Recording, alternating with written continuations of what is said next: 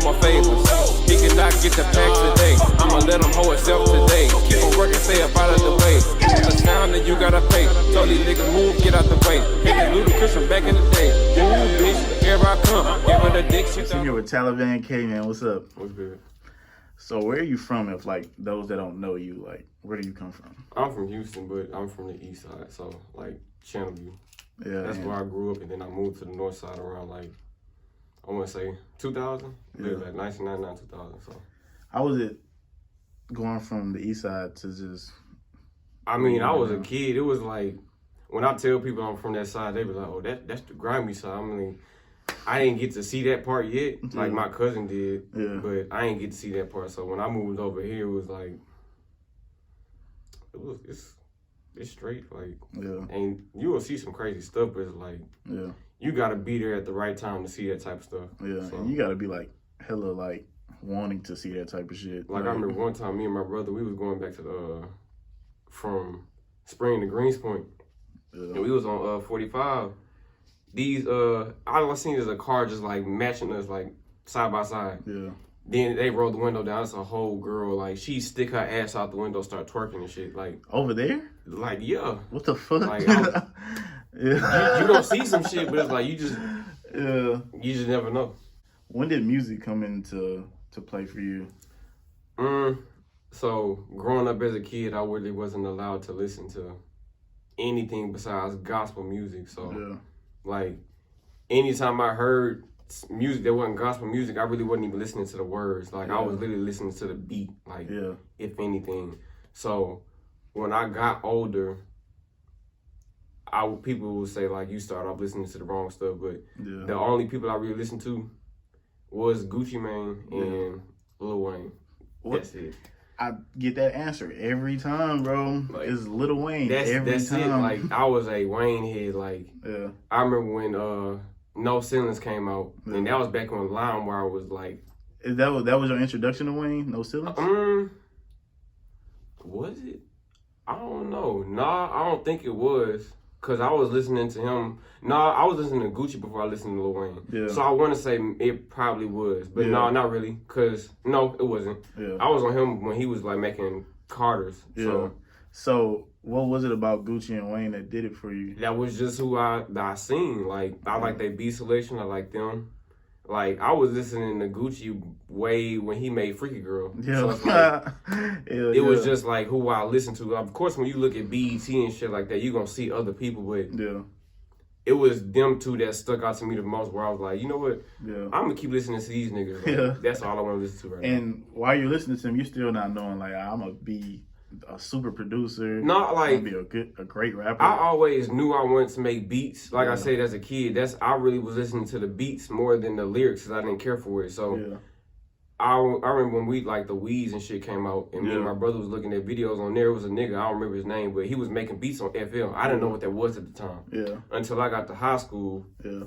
And I seen you and shout out TJ. I seen him making beats on there. I was like, bro, like, what is that? Yeah. And I was like, FL Studio. I'm like, that's where you make beats on? He was like, yeah. I was like, I need that. Y'all using that and LMMS. LMMS. Oh my God. And I remember that. I was like, that was cool. But when I seen him at FL, I was like, I need that. I always knew I wanted to make beats. I just didn't know like what it was. So when you got the tools you needed, like, what was your mindset like? Take off. Yeah. Did you take off? Just keep going. Like you gonna hear people, everybody gonna have something negative to say. Yeah. So before you let a nigga tell you your shit trash, and you be like, damn, what if you right? Nah, I'm gonna keep on, that's gonna make me wanna get better. Yeah. So like, that's really what it's been like. I've been making beats since 2010. Yeah.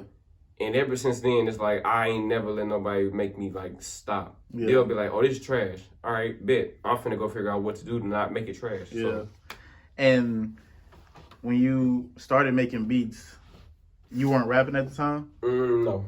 I didn't want to rap. I remember telling, I remember telling Gino, like, bro, like, I'm not going to rap. Yeah. I don't want to do that. Like, I don't want to rap, bro. Like, that's just, like, not me right now. And so when did you start rapping and why did you start rapping? I started rapping in 2015. Yeah. And I started rapping because the people I would give my beats to is like, what you doing, bro? Like, I give them a beat, they'll be like, bet I'm gonna get on it. Yeah. Then next thing they come and show me, it's a beat on YouTube. So it's like, bro, like, what you doing? And then I'll have people be like, you a producer, why don't you rap? Like, yeah. So I was like, hell, I mean, niggas is playing games. Yeah. People should help me. They telling me I should rap, so it's like. And before you put out your first rapping mixtapes, how many beat mixtapes did you have?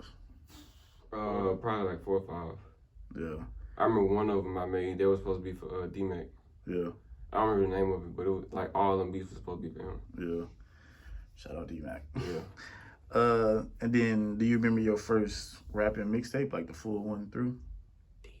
I know what the cover looked like, but I don't remember the name of it. The Rules? The Rules. Yeah, the Rules. Yeah. Yeah, and were you comfortable with your rapping at first?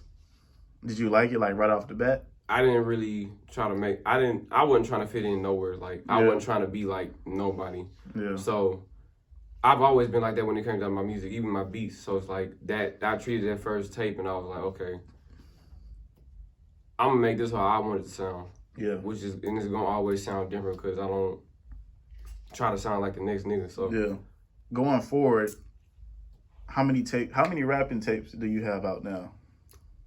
I don't know. What's your favorite one? Let me see. I would say one of the On Your Ass tapes, or really Who's Taliban K? Yeah, because that was like when I went from calling myself Caleb, which is what I spelled it, CBLXB. Yeah. That's when I went from calling myself that to Taliban K, and that was like the intro to Who Is That. So, and then I low-key manifested that whole thing, like even when it came down to the cover art, I remember seeing it in my head, but I was just like, how am I gonna make this happen? Yeah. And then basically everything just fell into place, so. How was it making Who's Taliban K? Because that's like a whole... It has to be a album that touched you because you're talking about yourself and like how you got your name and everything. So how was it making that?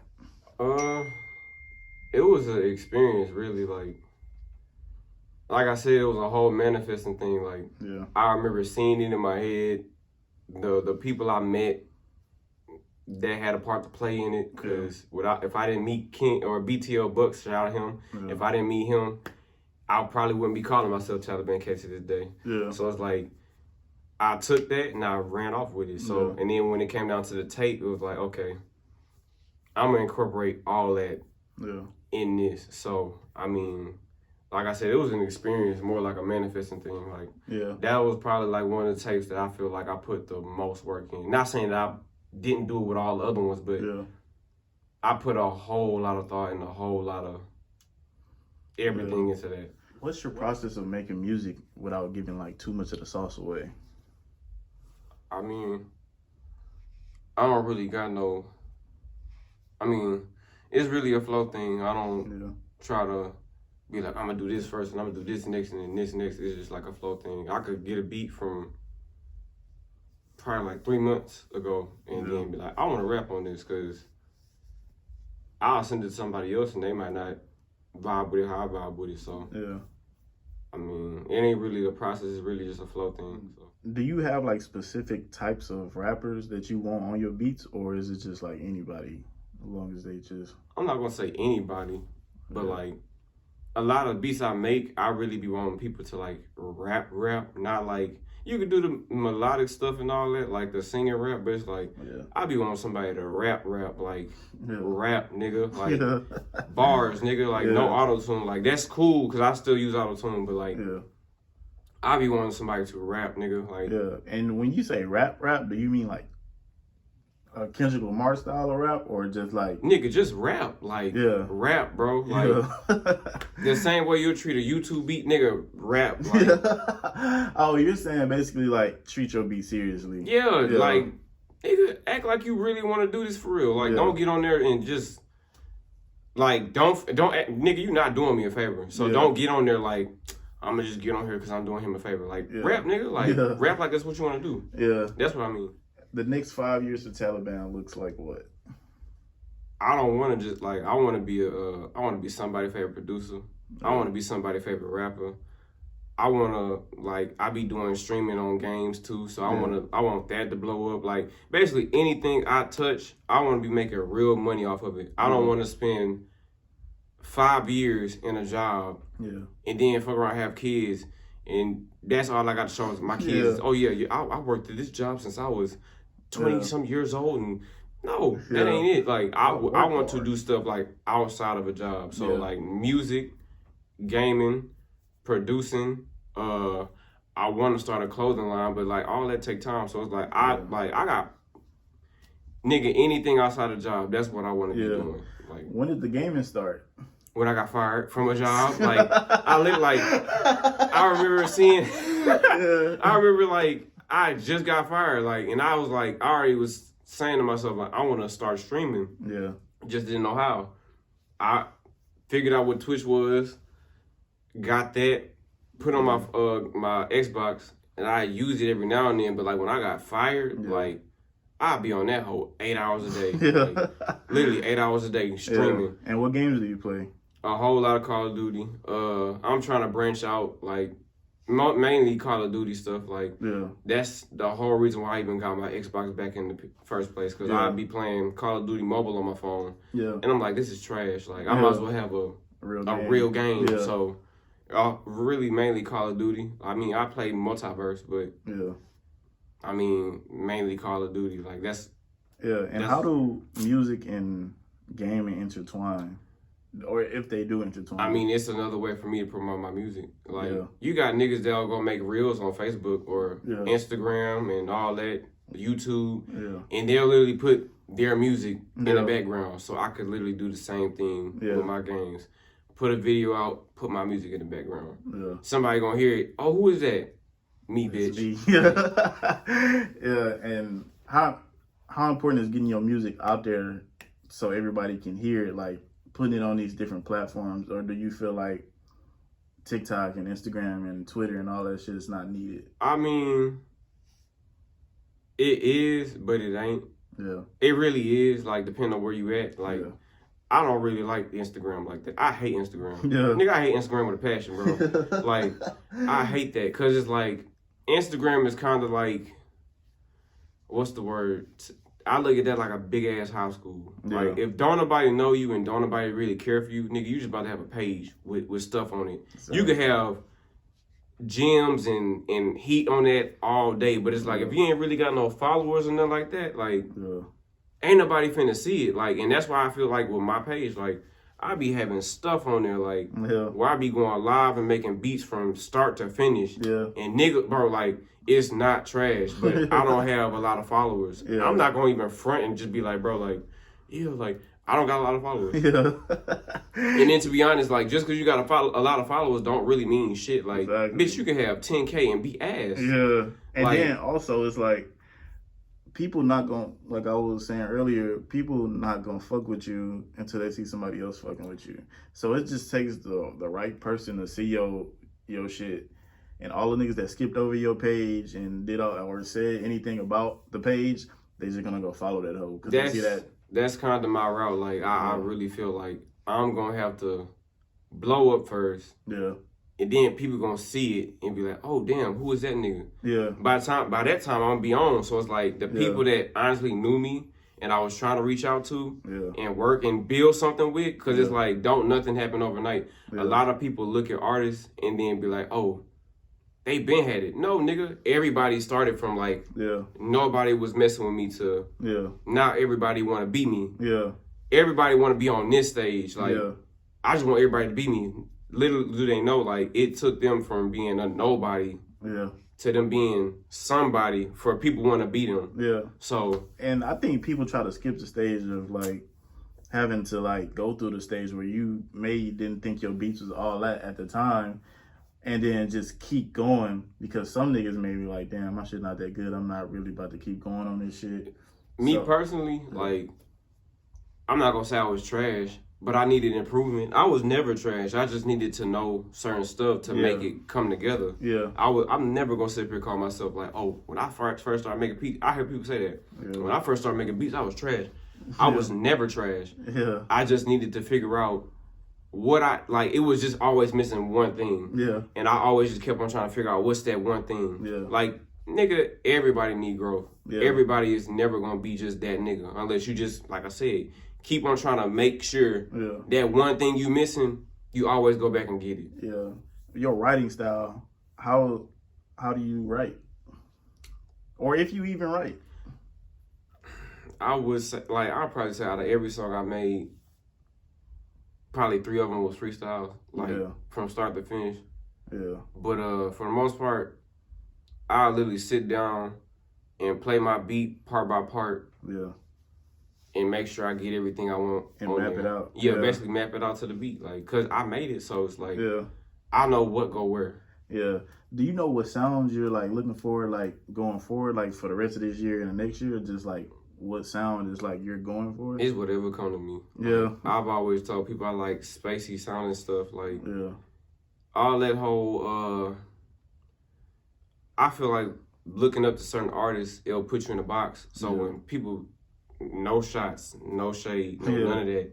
But when you look up to a nigga like NBA Youngboy or a nigga like Rod Wave or YFN Luke, if you look up to niggas like that, their music sounds a certain way. Yeah. So if somebody was to ask you what type of beats you like, you gonna have to say beats like them. Like, I like Rod Wave type beats. Like, you gonna have to say that because it's like, you don't know yourself as a person to where you can tell the nigga like what you like, because you're going to have to reference another artist to show him what you like. Yeah. Me, it's like I make my own beats, so I don't have to tell nobody like, oh, I like Lil Uzi beats. Or have you ever had somebody come to you and say like, hey, can you make me a beat like Lil Uzi? All the time. Really? All the time. Like, not necessarily him, but other people, yes. Like, make me a YFN Lucci beat, or I need a pain sounding beat. It's like, bro, like, you putting yourself in a box. Like, ain't no shade or none of that, but it's just, you putting yourself in a box. Like, because when they hear you, you can't even get mad if they be like, oh, you sound like Rod Wave. Yeah. You can't get, you literally can't get mad. Like, that's what you map yourself off of. Yeah. So, I mean, that's why I said, I'm not taking shots at nobody. That's just what it is.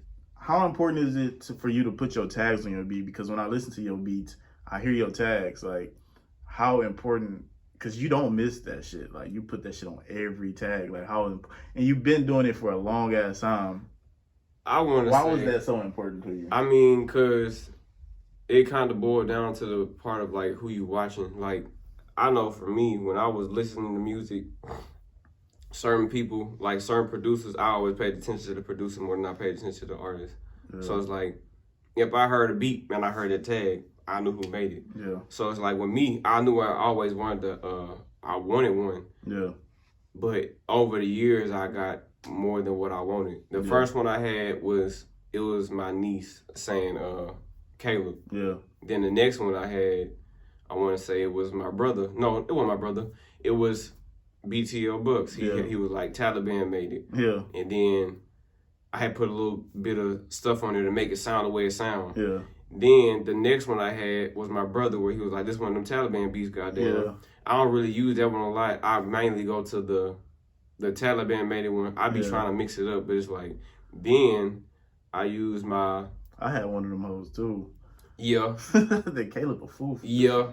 That was one too. That one came before all those. Yeah. Like, that came around the one where I made the Caleb one. Yeah. And then I had used my childhood influences with, like, the game. Yeah. Like, I used to love Super Mario. Yeah. And one of my favorite characters, two of my favorite characters was Shy Guy and Big Boo. Yeah. And I liked the little noise that Boo made. Yeah. So I put something on that to make that sound the way it sounds. Yeah. So I would say I probably got, like, 5 or 6 tags all together. Yeah. Well, man, that's all my questions, man. Do you got any shout outs you want to give? Shit, shout out to everybody that's fucking with me. Shout out to the people that keep it real with me. Shout out everybody in AWOL. Yeah. Shout out Undope. Yeah. Nigga, if you know who that is, then you don't even gotta be like, oh, he missed me. Like, bro, shout out to y'all. Like, shout out to anybody that keep it real with me. Shout out to Breeze. Shout out Gino. Yeah. If I do shout outs, I'll be here all day, bro. Yeah. That's why I said shout out them 3 groups. Like, them the people that just kept it real from the jump. Like, I ain't never had to question nothing. I ain't never had to question their loyalty, how they move. I kept it real with them. They kept it real with me, and that's where I'm at. You gotta keep it mutual with people, bro.